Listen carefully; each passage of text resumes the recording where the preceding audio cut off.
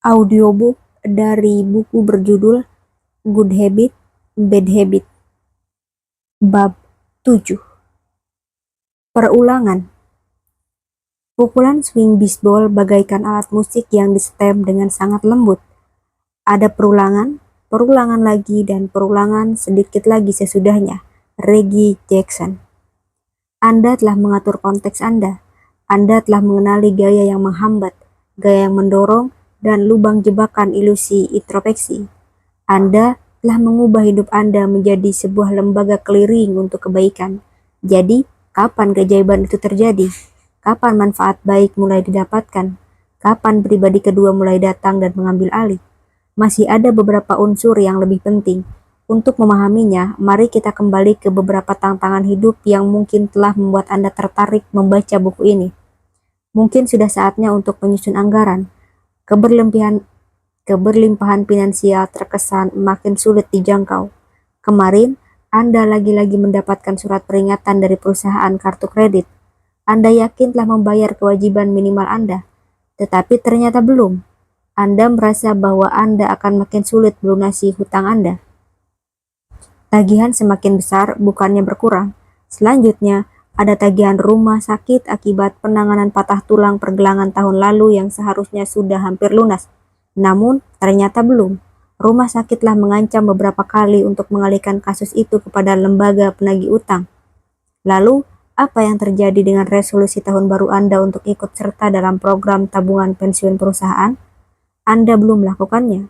Bergabung ke situ berarti Anda sudah mengeluarkan dana lagi dari gaji dan Anda harus hidup dengan dana lebih sedikit daripada sekarang. Uang terkesan terlalu mudah habis. $6 untuk kopi, $15 untuk makan siang, pergi bersama teman dapat menguras biaya sampai $100. Sudah waktunya mengendalikan keuangan Anda dan mencari cara agar dapat menyisihkan uang untuk keperluan darurat, misalnya untuk berobat atau membeli ban baru. Anda ingin melunasi utang kartu kredit dan mulai menabung untuk pensiun. Awalnya, semangat Anda menggebu-gebu. Anda bangga dengan rasa tanggung jawab Anda yang baru. Anda membawa cangkir sendiri ke tempat kerja sehingga Anda dapat minum kopi yang disediakan oleh perusahaan. Anda dapat menabung $6 tiap pagi. Anda membawa bekal dari rumah untuk makan siang di rumah makan kantor. Namun, tidak lama kemudian, Anda merasa bahwa makan roti lapis setiap hari itu menyedihkan. Anda juga tidak bisa bergabung bersama teman-teman yang sesekali makan siang di luar kantor. Anda singgah di toko swalayan dalam perjalanan pulang dan mencoba merencanakan menu makan Anda. Ham dan keju Swiss kelihatannya lezat, tetapi Anda lupa membeli mustard. Maka esok harinya, selain minum kopi yang tidak enak, roti lapis Anda juga tidak mengundang selera. Ketika akhir pekan tiba, Anda menemukan ada film gratis yang sedang tayang, namun tidak ada teman yang mau diajak karena mereka sudah menonton film itu. Apakah Anda harus memulai pertemanan yang baru yang disesuaikan dengan anggaran Anda? Anda merasa tersisihkan dari pergaulan. Kapan kebiasaan akan mengambil alih sehingga cara hidup tadi tidak begitu menyedihkan lagi? Kapan keputusan menabung dapat berhenti menjadi penyiksaan diri dan penyangkalan diri dan berbuah menjadi sesuatu yang otomatis? Kapan keajaiban itu akan terjadi? Atau barangkali tantangan Anda adalah melakukan sesuatu saat makan malam keluarga. Ketika anak-anak Anda semakin tua, makin sedikit yang Anda ketahui tentang hidup Anda. Anda ingin membuat jadwal teratur yang memungkinkan seluruh keluarga berkumpul dan makan bersama. Cari kalender, cari kapan seluruh anggota keluarga dapat berkumpul, mengobrol, dan berbagi. Anda memutuskan bahwa agar semua bisa mengobrol, tidak boleh ada kegiatan yang mengalihkan perhatian dari kebersamaan. Semua ponsel harus dimatikan, televisi tidak disetel, tidak ada yang boleh makan sambil berlari-lari. Saat pertama kali dilaksanakan, itu sangat melelahkan. Anda harus menggiring mereka semua ke meja makan ketika makanan siap. Tidak ada yang senang ketika ponsel mereka harus dimatikan. Pasangan Anda acuh tak acuh ketika Anda menerapkan aturan baru ini dan anak-anak Anda menatap Anda dengan kesal. Makan malam pertama itu sesungguhnya malah membuat suasana kurang menyenangkan. Anak-anak cemberut sementara pasangan Anda bingung. Satu-satunya perbincangan yang terjadi dalam acara makan malam itu adalah orang tua lain tidak menyuruh anak-anak mereka melakukan ini. Oke, Anda memang tidak mengharapkan perubahan langsung ke situasi yang Anda idamkan, tetapi pengalaman ini tidak menyenangkan sama sekali.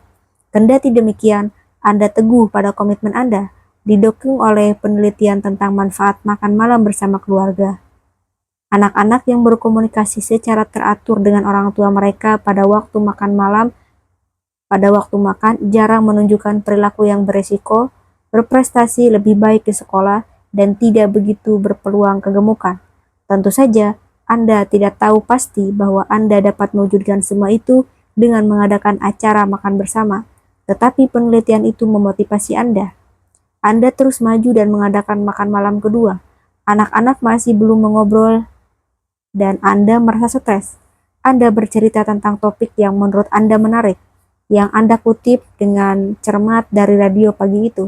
Tidak ada yang menyambut teknik perbincangan cemerlang itu.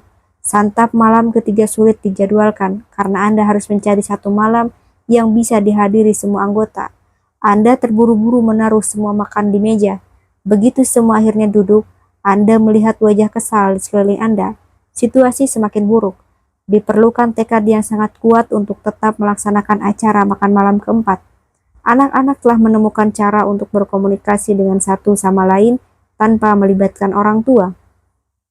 Anda harus terus mengingatkan diri Anda sendiri mengapa Anda melakukan ini. Rencana Anda yang cemerlang rupanya tak kunjung menjadi mudah. Tentu, sesekali seseorang anak bergabung dalam perbincangan, tetapi kemudian ia kembali tertutup karena tidak senang. Anda tidak mendapatkan bantuan dari siapapun. Kapan keajaibannya akan terjadi? Kapan Anda terlelap? Saya tidak menanyakan jam berapa Anda pergi tidur atau jam berapa Anda merasa ingin tidur. Yang saya maksud, kapan tepatnya Anda mulai terlelap? Pernahkah Anda mencoba memeriksakannya sewaktu masih kecil? Pernahkah Anda naik ke tempat tidur, mulai terlelap dan kemudian bertanya kepada diri sendiri, apakah aku sudah terlelap? Tentu saja itu berarti Anda masih bangun. Sebenarnya, itu tak mungkin kita ketahui. Pertama, Anda naik ke tempat tidur, lalu Anda mulai mengantuk. Tiba-tiba matahari bersinar terang dan sudah waktunya untuk bangun.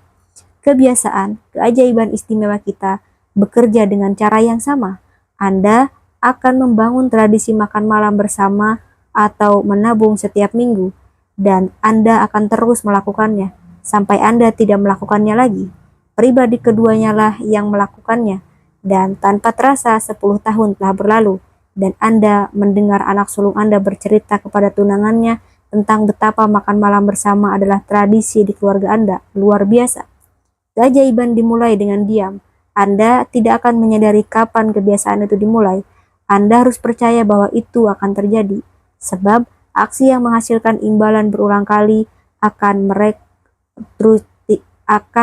merestrukturisasi penyimpanan informasi dalam otak kita. Sampai saat itu, upaya masih diperlukan. Sampai kita tak berhasil meletakkan kebiasaan dalam jaringan saraf dan sistem memori, kita harus memutuskan untuk mengulang sebuah aksi baru berkali-kali dengan pengendalian diri. Meskipun itu membutuhkan perjuangan, pada suatu ketika aksi itu akan menjadi hal yang alami dan kita bisa beristirahat karena sistem autopilot akan bekerja. Namun, berapa kali kita harus mengulang sebuah aksi sebelum menjadi otomatis? Barangkali Anda pernah mendengar bahwa perlu 21 hari sampai sesuatu berubah menjadi kebiasaan. Itu berarti Anda hanya harus memaksa anggota keluarga untuk makan malam bersama selama 3 minggu sebelum mereka mulai mengobrol. Hanya 21 kali merencanakan anggaran setiap pagi sebelum upaya penghematan menjadi otomatis. Ini adalah mitos. Angka itu sepertinya berasal dari spekulasi seorang guru self-help, Maxwell Maltz, dalam buku larisnya yang dirilis pada 1960, Psycho Cybernetic. Kala itu, ia menebak berapa lama waktu yang kita perlukan untuk menyesuaikan diri terhadap perubahan pada tubuh, misalnya operasi plastik. Ini konsep yang berumur panjang, tetapi hampir tidak mengandung kebenaran. Penelitian menawarkan wawasan yang lebih baik. Pipa Lali, seorang peneliti pasca doktoral di laboratorium saya, menguji berapa kali sebuah aksi harus diulang sampai aksi itu terasa otomatis. Ia membayar 96 mahasiswa di University of London sekitar $40 untuk mengikuti sebuah kajian yang berlangsung selama 3 bulan. Tiap mahasiswa diminta menyebutkan sebuah perilaku sehat yang saat itu belum dilakukan tetapi ingin mereka lakukan. Kemudian, mereka memilih beberapa peristiwa harian dalam hidup mereka yang dapat mereka kaitkan dengan perilaku baru tersebut. Seorang mahasiswa memutuskan untuk makan sepotong buah setiap hari saat makan siang. Seorang mahasiswa lain memilih berlari selama 15 menit tidak lama sebelum makan malam. Seorang mahasiswa lainnya memutuskan untuk minum sebotol air saat makan siang. Di tiap penghujung hari, para partisipan masuk ke situs web kajian dan melaporkan apakah mereka melaksanakan rencana mereka atau tidak. Para mahasiswa juga melaporkan seberapa otomatis tindakan itu terasa bagi mereka, sampai seberapa jauh mereka melakukannya, secara otomatis, tanpa berpikir dan dimulai sebelum disadari. Pada awal kajian itu, para mahasiswa memberi nilai yang sangat rendah, sekitar 3 poin pada skala otomatis dengan rentang dari 0 sampai 42 poin. Mereka sedang mempelajari sebuah perilaku baru dan aksi itu tidak terasa otomatis. Sesuai dugaan, semakin sering aksi diulang, semakin besar peluangnya untuk menjadi otomatis. Otomatisitas bertambah paling banyak selama beberapa pekan pertama perulangan. Kali ketiga partisipan melakukan sebuah aksi, mereka mungkin telah memberi 1 poin penuh pada skala. Kali ke-40 mereka mengulangnya, mungkin nilainya hanya setengah poin. Ketika aksi itu paling sulit dikerjakan, tepat di awal memori kebiasaan Anda belajar paling banyak. Sebagai catatan, ironis bahwa kebanyakan mahasiswa tidak berhasil bertahan dalam program itu cukup lama untuk memberikan informasi tentang pembentukan kebiasaan. Eksperimen itu menunjukkan betapa sulitnya mengulang sebuah perilaku setiap hari. Bahkan, jika perilakunya sederhana, 14 dari 96 mahasiswa berhenti sama sekali, 82 sisanya bertahan hanya setengah hari. Rata-rata, sebuah aksi yang baru sulit dipertahankan ketika gaya pendorong yang ada hanya motivator internal, yaitu A. ingin mengerjakannya, B. tahu ini baik bagi Anda, dan C. ingin mendapatkan upah. Para mahasiswa itu tidak merancang gaya eksternal untuk memotivasi diri dan mempertahankan aksi. Kekuatan yang mendorong, misalnya jogging di sore hari, sambil mengajak anjing bermain atau mengambil surat, atau makan buah lebih banyak, pergi ke tukang rujak untuk makan siang.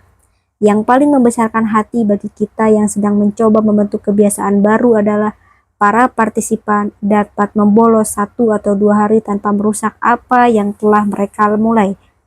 Ketika mereka mulai lagi, otomatisasinya hampir sama tinggi dengan sebelum mereka membolos. Jeda yang hanya sesekali tidak menghapus kebiasaan yang sedang terbentuk. Ini penting sekali. Anda dapat membolos 1 atau 2 hari dan Anda tidak akan harus mulai dari nol lagi. Akan tetapi, ini bukan izin untuk berbohong atau membenarkan kemalasan. Pembentukan kebiasaan tidak terlalu rapuh sehingga menuntut kesempurnaan. Ini memerlukan kegigihan, perulangan, dan trik manipulasi konteks yang kita bahas di bab sebelumnya. Jika Anda terpaksa membolos 1 hari atau terpaksa berhenti dulu, jangan putus asa. Sebaliknya, gunakan ini sebagai sebuah kesempatan untuk membuat konteks Anda lebih ketat, kuat, dan jelas. Kebiasaan Anda masih dalam proses pembentukan. Dalam kajian tentang pembentukan kebiasaan, perilaku berbeda memerlukan jumlah perulangan yang berbeda untuk menjadi otomatis. Untuk makan sehat, partisipan kira-kira harus mengulang aksi itu selama 65 hari sebelum mereka dapat melakukannya hampir tanpa berpikir. Kebiasaan minum sehat memerlukan perulangan lebih sedikit, kira-kira 59 hari. Olahraga di sisi lain menuntut perulangan sekitar 91 hari sampai hampir sepenuhnya menjadi kebiasaan. Kelihatannya jelas bahwa sebagian aksi perlu waktu lebih lama untuk menjadi otomatis dibanding dengan yang lain.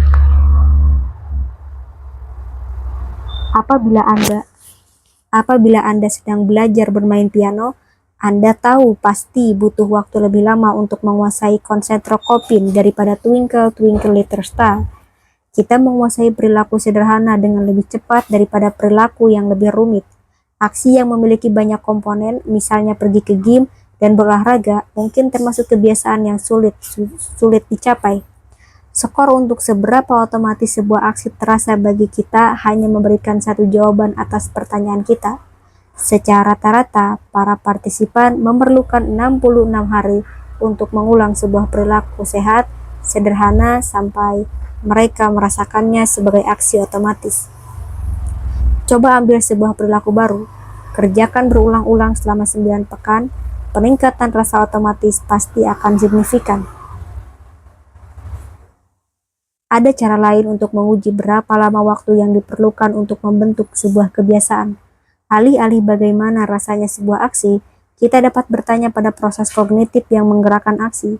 Kapan pembuatan keputusan berhenti sehingga kita tidak beraksi secara sengaja? Sebuah jawaban datang dari kajian terhadap 2.228 pendonor darah di Kanada. Kegiatan donor darah di Quebec sangat terstruktur. Para donor memperoleh panggilan telepon dari Hema Quebec ketika ada acara pengambilan darah dan mereka langsung datang ke tempat yang biasa.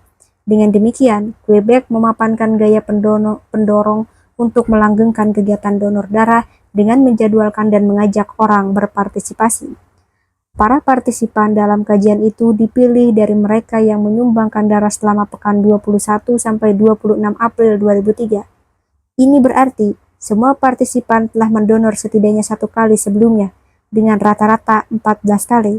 Untuk rentang dari 0 sampai 97 kali, para partisipan melaporkan niat mereka dalam hal menyumbang darah selama 6 bulan berikutnya.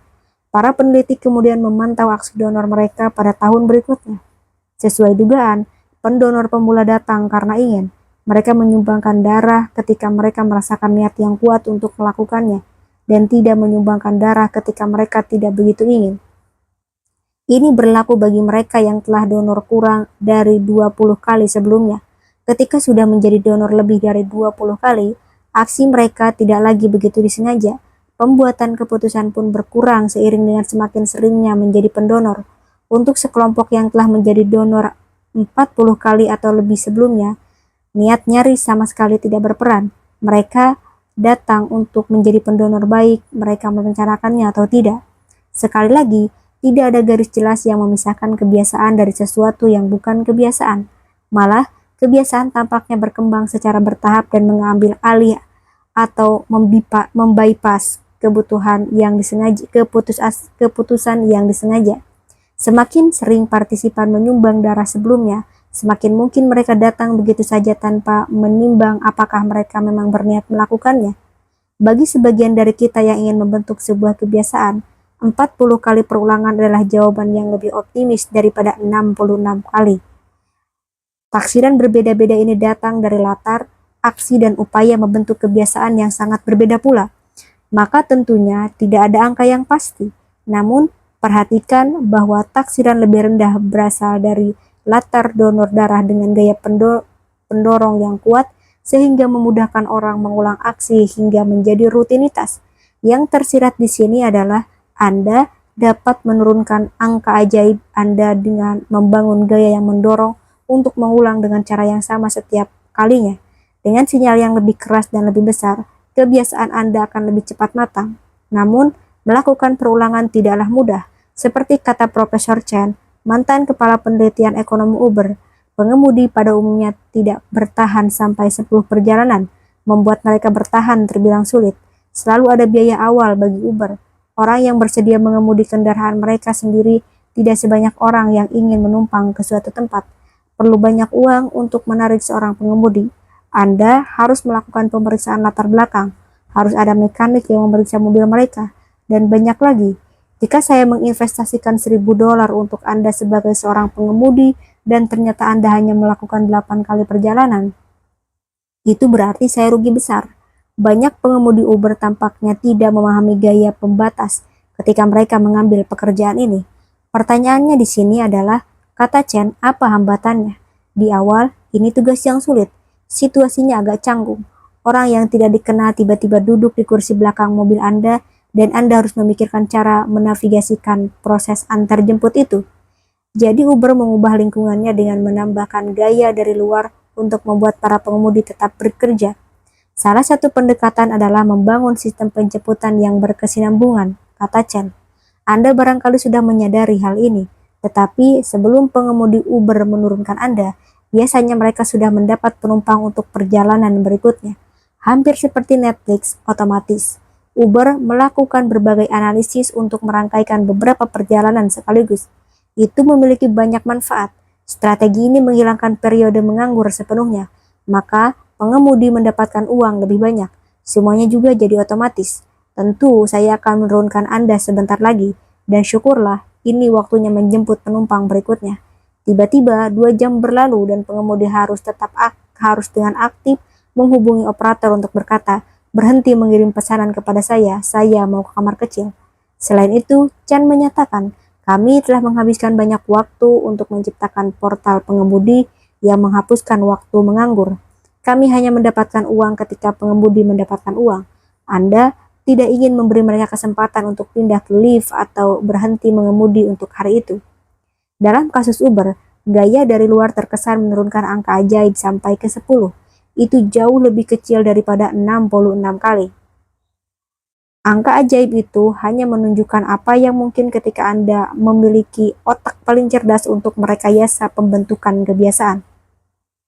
Namun, sesungguhnya, bukankah Anda pakar paling terkemuka di dunia soal kehidupan Anda? Tentu saja, Anda tahu bagaimana cara yang paling baik untuk memberi sinyal dan memicu kebiasaan makan malam bersama keluarga dan berhemat. Angka ajaib Anda cenderung turun tiap dipengaruhi oleh konteks yang Anda rancang sendiri. 1 bulan yang dipenuhi dengan kecanggungan saat makan malam adalah pergumulan yang sepadan untuk tradisi keluarga yang tahan lama dan bermanfaat. Atau bisa juga 1 bulan dengan rasa kehilangan yang tiap kali sedikit berkurang ketika memutuskan untuk tidak menghamburkan uang pada sesuatu yang tidak benar-benar Anda perlukan. Kebiasaan baru yang sehat tetap harus memperhitungkan hal lain. Sedikit sekali bagian hidup kita yang berupa ruangan kosong. Tanpa kebiasaan yang sudah ada, meskipun kecil, ketika kita tumbuh dewasa, hampir seluruh keseharian kita dan bagaimana kita mengisinya adalah hasil sekumpulan kebiasaan yang saling berlawanan, yang terjadi sedikit di bawah permukaan kesadaran kita. Awalnya, Anda bermimpi tentang perbincangan seru yang akan Anda lakukan bersama keluarga sambil makan malam, serta keakraban langgeng yang akan tercipta di antara orang-orang yang paling Anda kasihi. Atau Anda merasa bangga membayangkan kekayaan bersih Anda yang tumbuh dan kepuasan yang Anda rasakan karena hasil melunasi hutang kartu kredit setiap bulan. Lalu, kenyataan datang tanpa diundang. Perasaan Anda mulai berubah. Wajah cemberut yang ditunjukkan oleh anak-anak tiap malam atau hasrat berbelanja yang terlalu kuat mulai melemahkan tekad Anda. Anda tidak lagi bersemangat soal manfaat dari keputusan berani Anda. Pikiran pertama Anda bukan lagi, saya perlu melakukan perubahan ini. Sekarang, perubahan itu tidak begitu penting. Sejalan dengan tantangan untuk mengadopsi perilaku baru, Anda masih harus memerangi perilaku lama. Kebiasaan terdahulu, kebiasaan yang ingin Anda rubah, tidak langsung hilang bersama dengan keputusan Anda untuk mengerjakan sesuatu yang lebih baik bagi keluarga atau keuangan Anda. Kebiasaan buruk itu muncul lagi setelah pengendalian diri Anda mulai mengibarkan bendera putih. Anda mulai tergelincir kembali ke titik nol. Disinilah perulangan aksi baru menjadi berguna sebagai sebuah alat dan bukan hanya sebuah deskripsi tentang wujud dari kebiasaan. Setelah beberapa lama, resolusi konflik mulai berpihak ke perilaku baru, sebagaimana diterangkan dalam bab 3. Penyebabnya adalah kecepatan pengolahan. Kebiasaan muncul dalam pikiran dengan cepat. Anda hanya harus menghayati konteks dan tanggapannya akan terpicu secara otomatis. Sebaliknya, membuat sebuah keputusan memerlukan waktu sedikit lebih lama dan menuntut kendali kognitif serta upaya lebih banyak. Pembuatan keputusan juga sulit ketika Anda ragu apakah Anda harus memaksa keluarga Anda untuk makan bersama atau memasak hidangan hemat di rumah. Kecepatan kebiasaan untuk muncul di dalam pikiran memberi keuntungan bagi Anda. Ketika orang beraksi berlandaskan kebiasaan, mereka mengalami konflik lebih sedikit dengan hasrat untuk melakukan hal lain. Tanpa disadari, kita beraksi sebelum memiliki kesempatan untuk mempertimbangkan apakah kita ingin melakukan hal itu. Kecepatan kebiasaan dianggap menguntungkan ketika kebiasaan sesuai dengan apa yang ingin kita lakukan. Tetapi, sebuah kerugian ketika kebiasaan itu tidak dikehendaki dan kita sedang berusaha mengendalikannya. Oleh sebab itu, perulangan tak boleh dipandang sebagai semacam unsur ajaib dari kebiasaan, melainkan sebagai sebuah cara untuk mengembangkan aksi mental yang cepat. Kali kedua Anda melakukan sesuatu membutuhkan waktu dan upaya yang lebih sedikit daripada kali pertama. Yang ketiga lebih mudah lagi, dan seterusnya.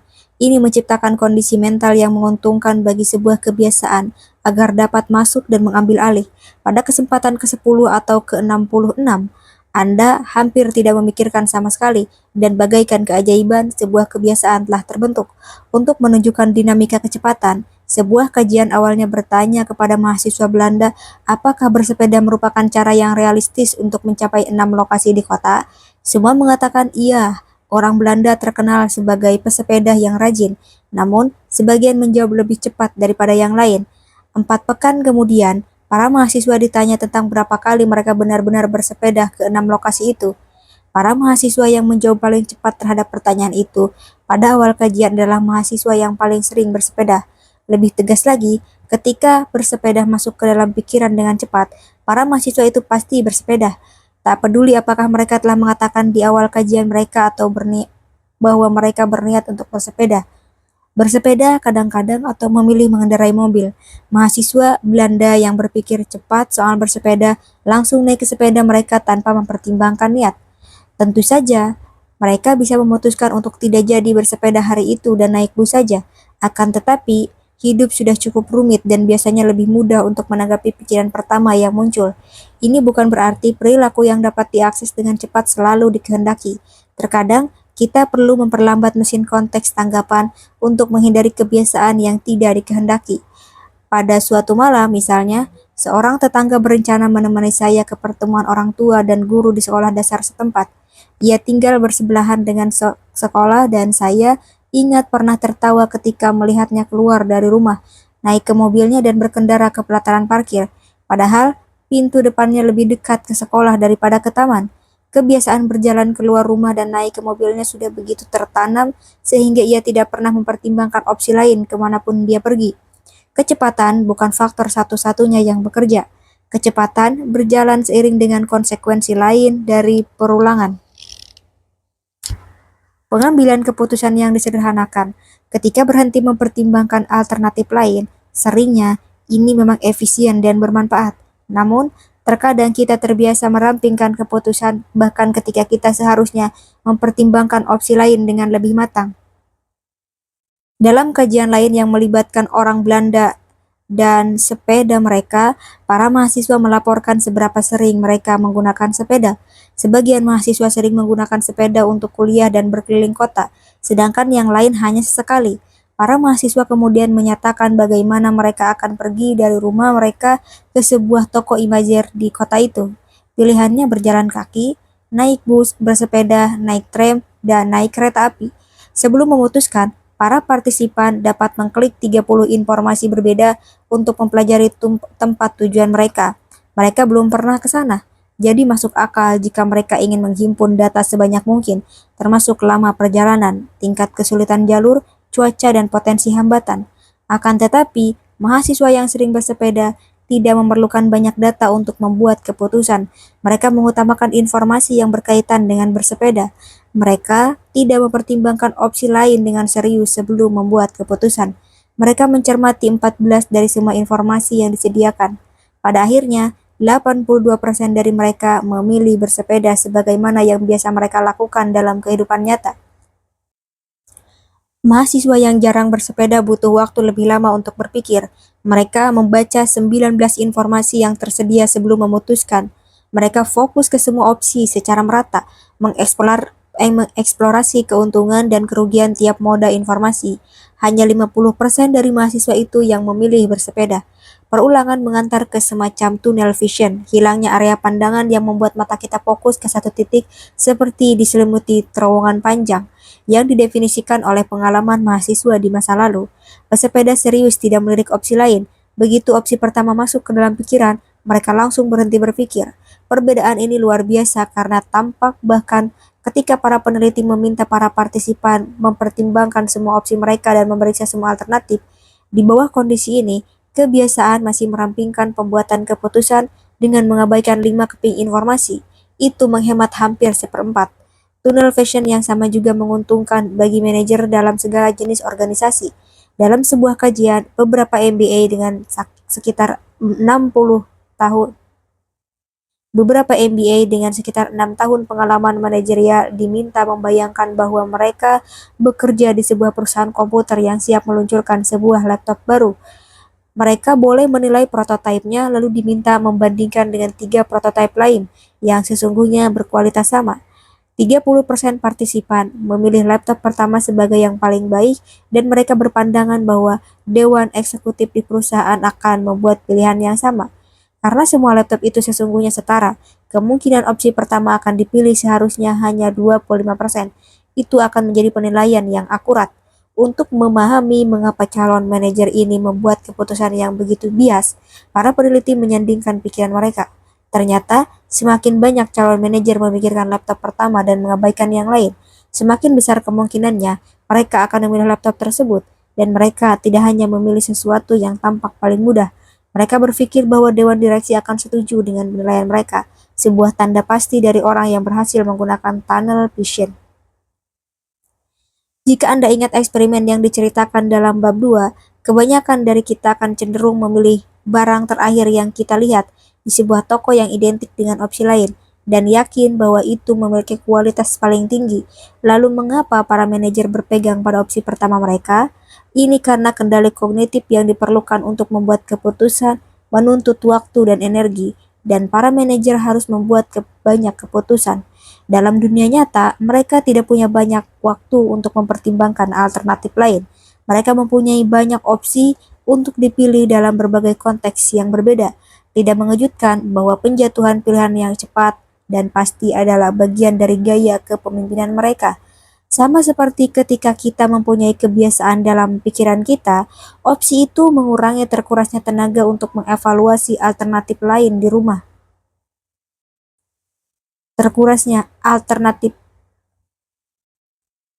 Opsi itu mengurangi terkurasnya tenaga untuk mengevaluasi alternatif lain. Di rumah, sebuah konteks yang dihadirkan secara tepat akan menjadikan opsi awal Anda yang paling baik. Prosesnya bisa sederhana, menyembunyikan remote TV dan menaruh novel yang ingin Anda selesaikan di tempat yang mencolok. Bahkan, anak saya yang sudah bersemangat untuk ikut balap sepeda merasa terbantu oleh petunjuk untuk latihan pada petang hari. Ia menaruh sepeda balapnya di ruang keluarga pada pagi hari, sehingga sepeda itulah yang pertama ia lihat sewaktu pulang kerja di sore hari. Dengan demikian, opsi awal yang ia lihat adalah opsi yang memenuhi sasarannya. Dengan konteks yang ditata sadar, Anda bisa mengubah kecenderungan untuk merampingkan pikiran yang berpihak kepada Anda. Anda bisa menjadikan pilihan pertama sebagai pilihan terbaik selalu. Perulangan memiliki pengaruh penting lain untuk tujuan kita. Ia mengubah pengalaman kita atas sebuah aktivitas dan membuatnya terasa lebih mudah. Sebuah kajian klasik dari tahun 2005 mengikuti 94 anggota sebuah gym yang baru dibuka selama 3 bulan untuk menentukan apa yang memotivasi orang untuk tetap berolahraga.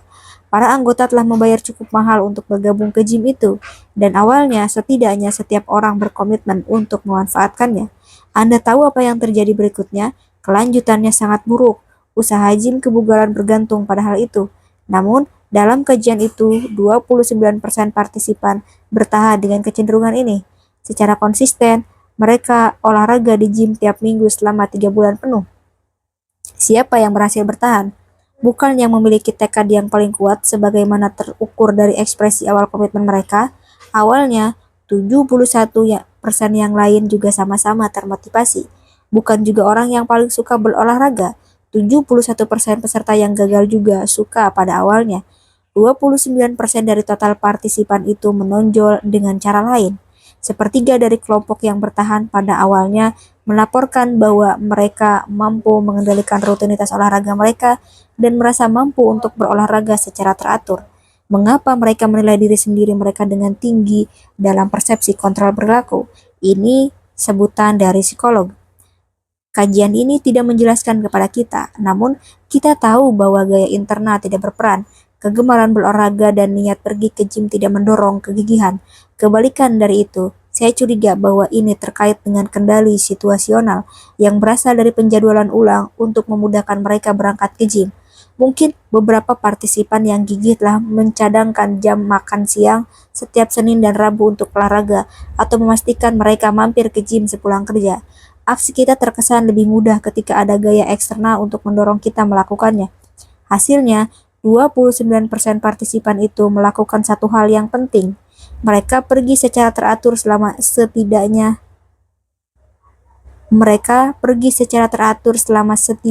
5 pekan. Mereka tampaknya membentuk kebiasaan pergi ke gym. Mereka terus pergi setelah 5 pekan. Tak peduli kekuatan niat awal mereka.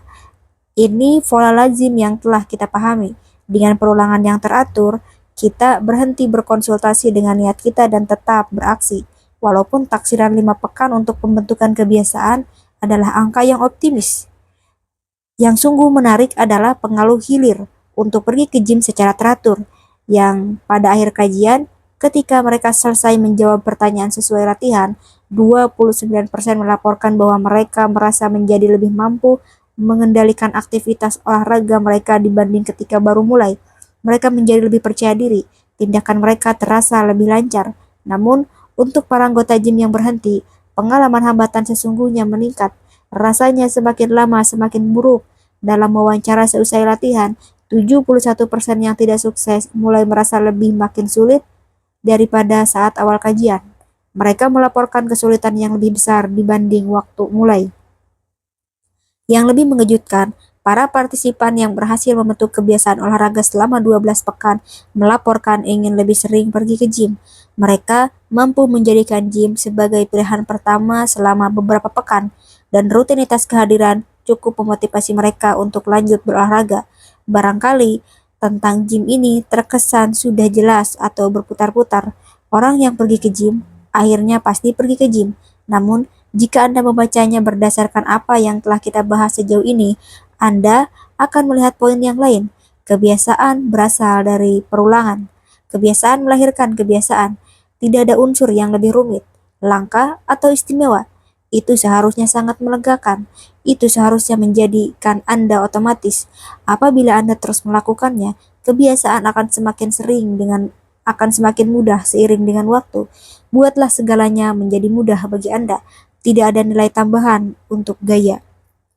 Agar tidak berlebihan soal keampuhan perulangan, saya ingin menambahkan satu peringatan terakhir. Kebanyakan dari kita mengulang aksi menjadi kebiasaan demi menjadi orang yang lebih baik, pasangan yang lebih baik, orang tua yang lebih efektif, orang yang lebih sehat, lebih produktif, dan lebih sukses secara finansial. Perulangan bisa memungkinkan semua ini terjadi secara otomatis dan membantu kita lebih menikmatinya. Akan tetapi, di antara kita ada pula yang memburu kemuliaan. Sebagian dari kita tertarik pada perulangan sebagai jalan pintas menuju kebesaran dan kinerja cemerlang. Gagasan ini memiliki sejarah yang panjang. Aristoteles pernah mengatakan, kita adalah apa yang berulang kali kita kerjakan. Keunggulan dengan demikian bukan sebuah aksi, melainkan sebuah kebiasaan. Dari parafrasa sejarawan Will Durant dari zaman Yunani kuno.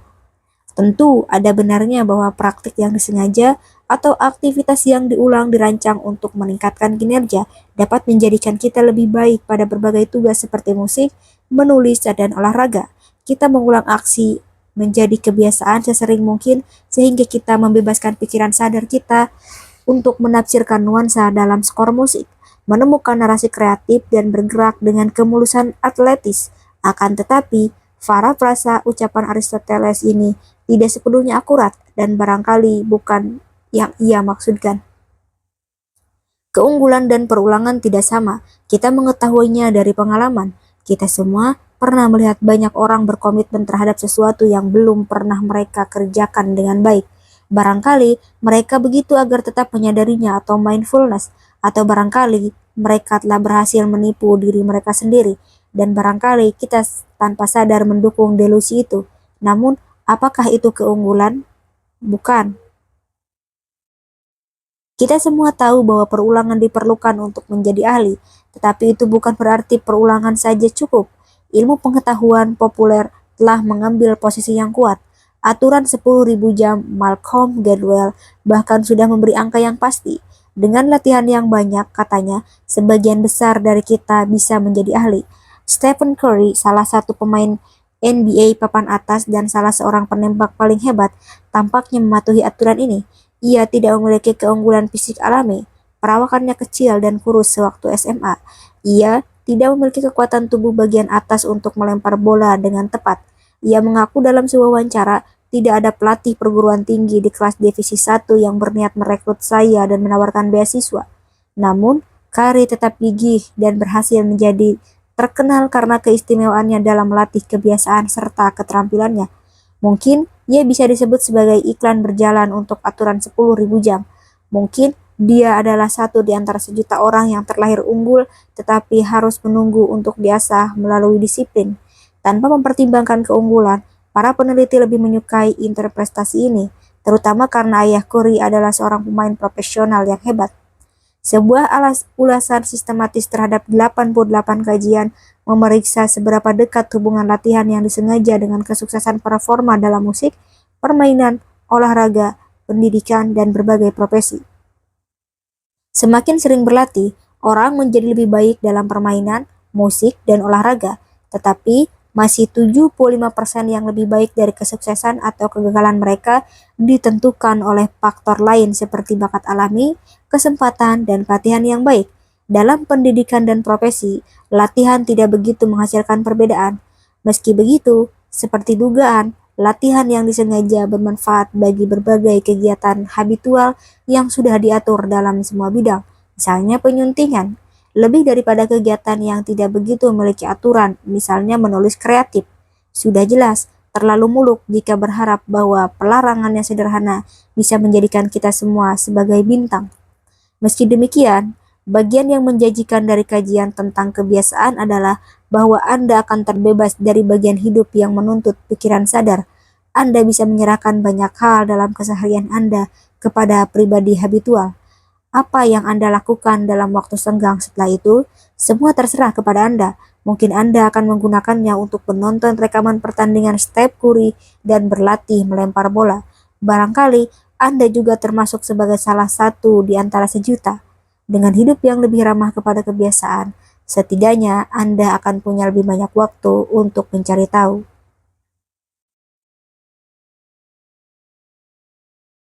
Terima kasih sudah mendengarkan rekaman buku kali ini sampai akhir. Jangan lupa support saya dengan cara subscribe atau traktir di link yang ada di deskripsi. Silahkan komen di kolom komentar buku apa yang ingin kalian dengarkan.